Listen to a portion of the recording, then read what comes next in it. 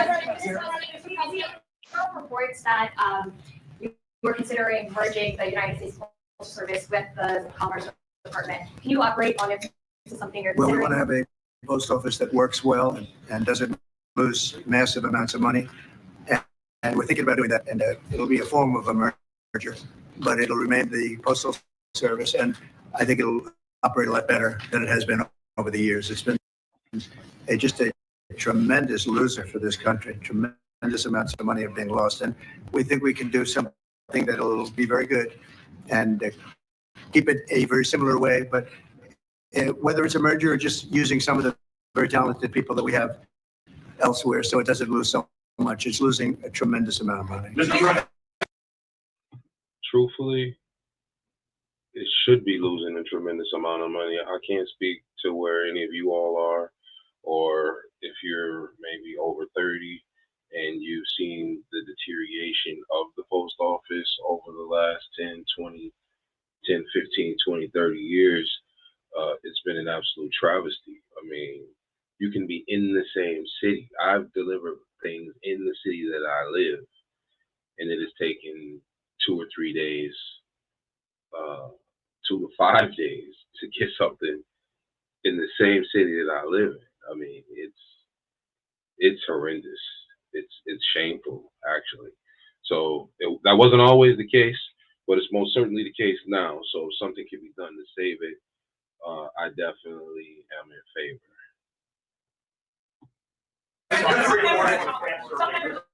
Some Congress and red districts are facing pushback from voters in town halls. We know that Americans voted for you on immigration and the economy, but these voters say they're angry and frustrated by these firings. They don't like the work of Elon Musk and these other actions. What do you say to them? Who do you work for? I work for ABC News, sir. Who? ABC News.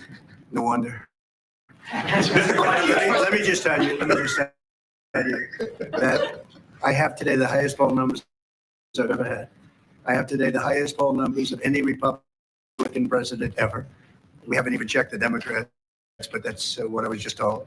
And they like the job that we're doing. They like the job that Elon's doing. He's doing something that a lot of people wouldn't have the courage to do. We want to streamline our country. We want to streamline, because you know why? Because we want our country to survive and thrive.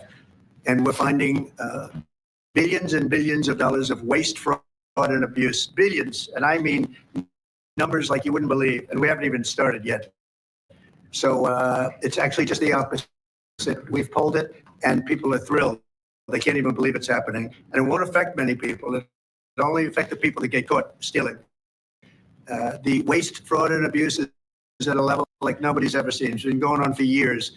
And all you have to do is look at the Social Security rolls, look at some of the things, look at where the money is going. The Attorney General's looking into something, environmental protection, $20 billion.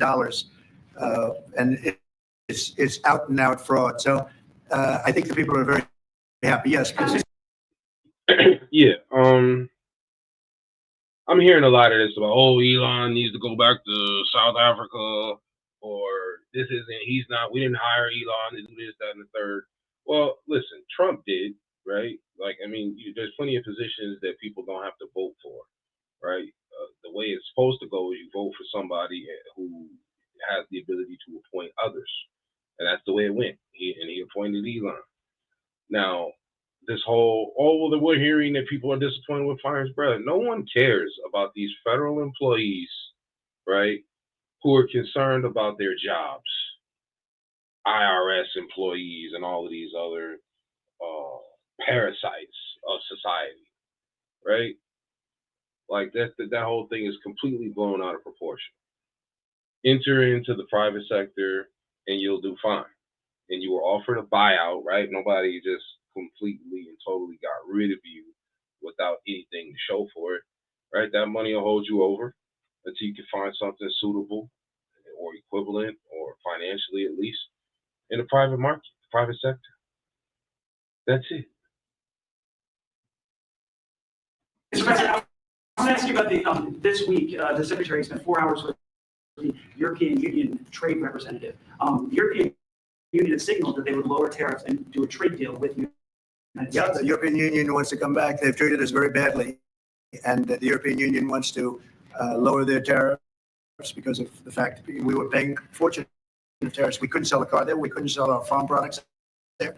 They wouldn't take anything. Now all of a sudden they're being very nice, and that's going to happen with a lot of other students. European Union is wanting to lower barriers at very low levels. They want to now bring their car number, which was extremely high, down to 2.5%, which is the same thing that we charge. That's reciprocal. See, that's what is happening. Reciprocal, and I think it's a big start in the right direction with the European Union. Right. So, believe it or not, folks, I don't really know how much you're aware of what goes on internationally as far as the American everyday working man and woman is concerned. But essentially, we fork over the revenue for a large sector of the world. Rather, it's just handing out, rather it was the 50 million in condoms or 100 million for visas to study somewhere here or there, or the tariffs, the money for wars, the foreign aid, right? Just the list goes on and on and on. And it is really and truly, absolutely ridiculous. And it is not sustainable.